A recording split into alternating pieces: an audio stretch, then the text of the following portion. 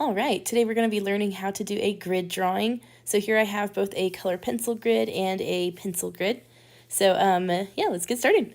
Okay, so first things first is how to make the grid itself. If you don't have a printer, you can use a website or an app that puts a grid on your like photograph. I'm using the griddrawingtool.com. It's pretty easy to use and works pretty great. But there's a lot of other things out there that you can use if you want to. But here all I'm doing is I'm just uploading it to the site.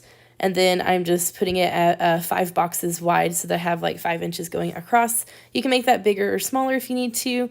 But I like to just work with 5 because it's not too big but not too small. All right, then when you're ready for it, you can go ahead and download it.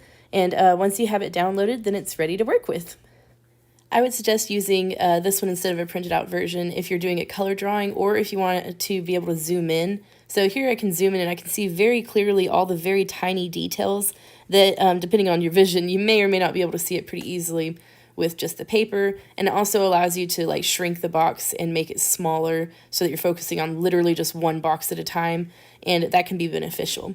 All right, so if you do have a printer, you're just going to print it off. I usually print mine off as a 5x7. You can print it off as like a 4x5 if you want to, but I usually don't print off a full-size page just because I don't really like doing that. All right, so now you're going to need a ruler for this project. If you don't have a ruler, I'm going to show you how to make one real quick. So an easy way to do it is just find something that is about 1 inch long. The size of the crease in your thumb to the tip of the thumb is about 1 inch. So here I'm tearing a piece of cardboard into about 1 inch. You can also use anything around the room that is about 1 inch. So as long as it's the size of like your thumbprint, then it's good to go. So you also want to find something that has a straight edge. So like a piece of paper, or here I'm using a piece of mail just because it's a little thicker. If you have a piece of cardboard or something, it works better than just a plain piece of paper. All right, so this Jolly Rancher was pretty close to the size of my thumb. It's a little bit bigger than 1 inch. But all you're going to do is you're just going to measure the Jolly Rancher, or not Jolly Rancher, you're just going to measure the tool that you're using for the ruler over and over until you have them all pretty darn even. It's okay if they're slightly off. You just want to get it as close as you can. Which, I mean, if you have a ruler, you can just use the ruler and you don't have to use this. But this is if you don't have one. All right, so I'm going to use my homemade ruler just in case some of you guys need to see how to use it. All right, so you're going to start at the very edge of the mail as 0. And you're just going to put a little tally mark next to each one of the little indicator marks that you put before. And then this is very important, is that you're going to slide the mail over instead of flipping it over. The reason we do this is because it may not be even on both sides, so it's really important to slide it. All right, so if you're doing it by inches, you would just do the same thing. You would just start at 0, and then you just put a dot above every inch, and then slide the ruler over. All right, so now you're going to mark at the top as well, so just a little tally mark above each. Slide the piece of ruler or mail or whatever down so that you're going to line it up on the bottom as well. All right, so now what I'm going to do is I'm just going to connect my lines. And on these, you can press pretty dark. That way you can see pretty easily your pencil lines. You can also do this with a pen on your photograph if you need to, if it's a really dark photograph.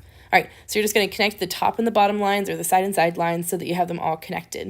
All right, so now I have my thing all gridded out. And then what I would suggest doing is I like to put A, B, C, D, and 1, 2, 3 on the perspectives. Like for the top part, I usually do the A's, and the sides I do the 1, 2, 3's.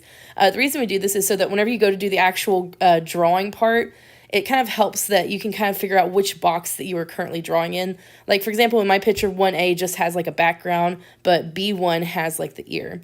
All right, so now that I have my picture graphed, now I want to graph my actual paper. So I usually times it by 2 so that I can draw a little bigger than what my picture is. So if I have 4 going across, I need 8 across, and then going up and down, if I had 5 on my picture, I want to have 10. So you want to make sure your paper is big enough before you start drawing your grid. So my regular paper was too small, so I'm using the painting project paper because it's bigger, even though I'm not doing a painting. It's just because it fits my size better. Now, if you can't get a big enough piece of paper, you can just do a smaller size and just do by inches. It'll just be a smaller drawing.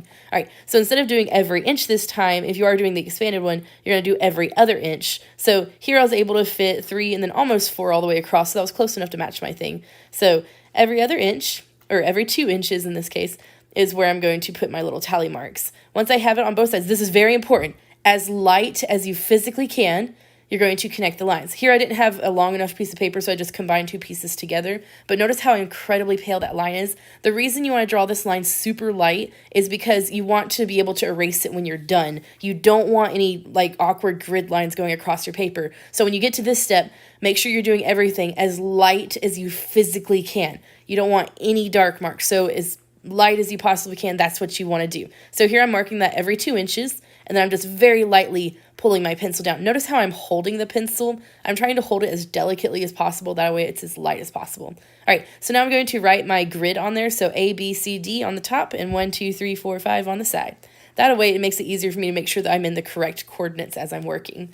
All right, so now I'm just going to really quickly demonstrate what you could do if you're using a ruler. Feel free to skip ahead if you need to.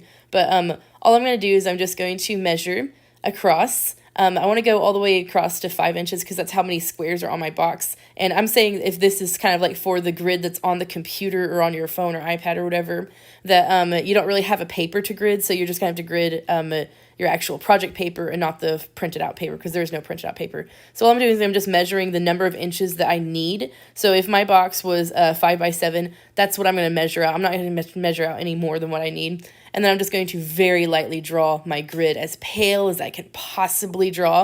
And then I'm just going to do a darker outline around the parts that I'm going to keep. So I'm going to cut off all this extra paper so that it's not in my way. All right, so the last thing I'm going to show you real quick before we get started is making what's called a viewfinder. So here you can see that I'm measuring out the same inches that I did before, and then I don't have a pair of scissors handy, so I'm just going to rip this out. If you have scissors, it's going to be so much easier. If not, ripping paper is fun sometimes. All right, so anyway, so you're going to rip out a piece of paper that has a 1 by 1 inch. That's going to be for your photograph, and then you're going to do the same thing that you did for your project paper. So for my drawing one, I did a 1 by 1 for the photograph, and then I did a 2 by 2 inch for the project paper. So I'm just going to rip out a square that is about 2 inches, or in this case, 2 Jolly Ranchers long, and that's what I'm going to use in order to actually complete my project. So here I have finished ripping out most of my stuff. So now I have my 1 inch viewfinder and I have my 2 inch viewfinder that I'm going to use for my project.